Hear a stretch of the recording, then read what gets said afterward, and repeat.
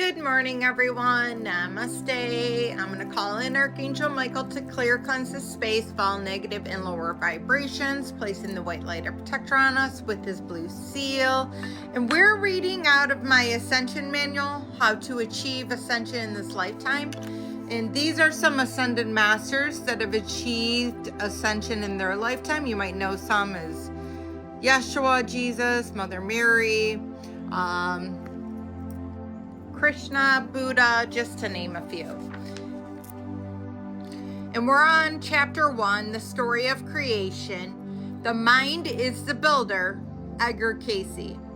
The following story of creation is a quite amazing and often unbelievable story. I just want to qualify this chapter by saying that I didn't make any of this up myself.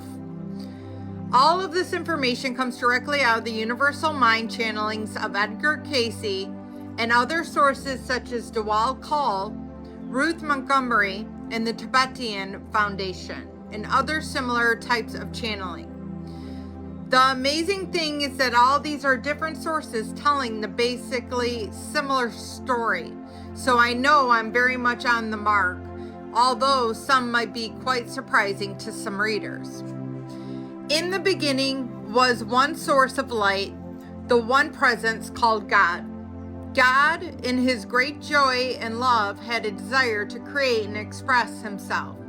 From the undifferentiated states, God created suns, moon, galaxies, and universes, and he liked what he had created. Something, however, was missing: companionship. God wanted to create self-consciousness beings who could share his joy of creation. Out of his infinity of God came trillions of sparks of light made in his image.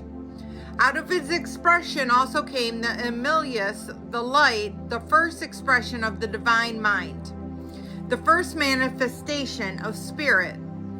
All souls were created in the beginning, and all souls were androgynous. The unique thing about the creation was the aspect of free choice. In our creation, we went jetting out to the universe, creating as God creates with our mind and extending God's kingdom. We were perfect, and this was the Edenic state. In our travels through the infinity of God, we discovered the physical and material universe that we were intrigued for in the beginning, and we didn't have physical bodies, just spiritual bodies. Then we began projecting ourselves into, let's say, Earth to explore the beauty of matter. There was actually nothing wrong with this entire infinite universe. Was a playground of sorts. We began projecting a part of ourselves into a tree to see what a tree was like. Then we would project ourselves into a rock to see what a rock was like, then an animal, to experience what it was like to eat grass and interrelate with other animals. In each case, we would do this and we would project ourselves back into the spiritual planes. We would also then, with the incredible power of our minds, create forms of animals through the power of imagination. These thought forms would begin to densify, and we would inhabit these thoughts from creatures just as we would an animal that had already been created. This was all fine until the moment of creation, which the Bible refers to as the fall of man. It was in this moment that we forgot who we were because of the over-identification with material universe. We got caught in the density of matter and thought we were animals, or thought we were animals creatures that we have created. Falling under this illusion that we were material instead of spiritual in identity began the downward spiral of creation. In this moment, ego began. Ego being a thought system and philosophy based on the illusionary belief in separation, fear, selfishness, and death. Says this phenomenon of souls getting more and more deeply caught up in the illusion of matter continued at an alarming rate. Emilius, an incarnation of Jesus, and the other higher beings who had not fallen, knew something had to be done to help their fellow brothers and sisters. For many was continuing to create a conglomeration of monasteries to satisfy his out-of-control desires.